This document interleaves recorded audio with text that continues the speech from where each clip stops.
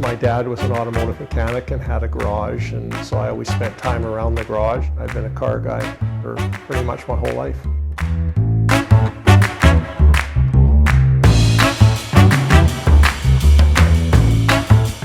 Hi folks, I'm Bruce Hitchin and welcome to Center Lane.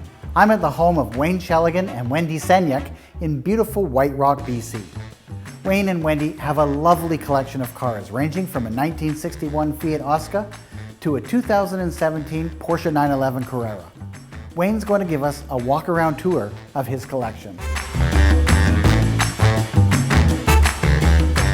So this Mustang I bought 2 years ago. It's a 1965 fastback that had been restored in Calgary by a fella who was inspired to have it restored in the fashion of a GT 350 Shelby Mustang Hertz Edition.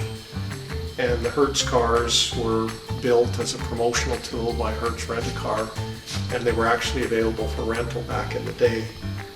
I wasn't particularly concerned about the Hertz story, although it's an interesting one. But I was fascinated by the Shelby GT 350s, that they were used by Ford in conjunction with Carroll Shelby to make the Mustang less of a, what they call the secretary's car, and make it a real sports car. So I was always loved these cars, and I loved the lines of them with the added Shelby scoops and the striping and the different options that were came with the Shelby package. This is a 1961 Fiat 1500s Osca. It's a collaboration of Fiat, Osca, and Pininfarina. The car was designed and built by Pininfarina. Fiat was licensed to build the Osca 1.5 liter racing engines, detuned for street use. They also built engines for Osca to supply them for their cars. And this is one of, we don't know how many, Fiat didn't keep track of it as best we can understand, but somewhere between 80 and 1,000 of them were built with the Osca engine, which is what really makes the car unique. Osca has a colorful race history of small displacement sports racing cars. So it's a very interesting car. You don't see another one like it typically when you go to a Cars and Coffee or a car event.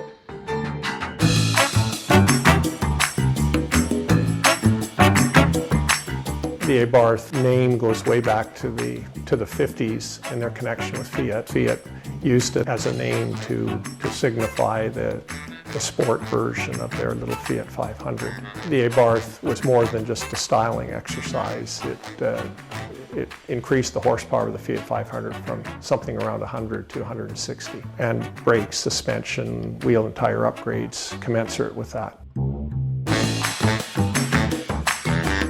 This is a Porsche 2017 911 Carrera. I bought it new, special ordered it from Vancouver Porsche, and I wanted it as light and as interactive a car as I could make it, and tried to keep it as light as I could, adding only the Carrera S wheels and tires and the sport exhaust, and a couple of minor interior options that don't affect the weight of the car.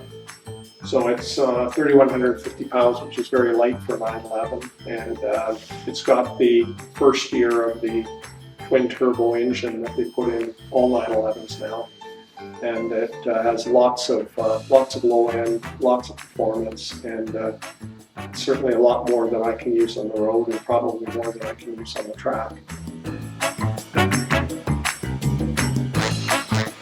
This is a 2012 Porsche Cayman R.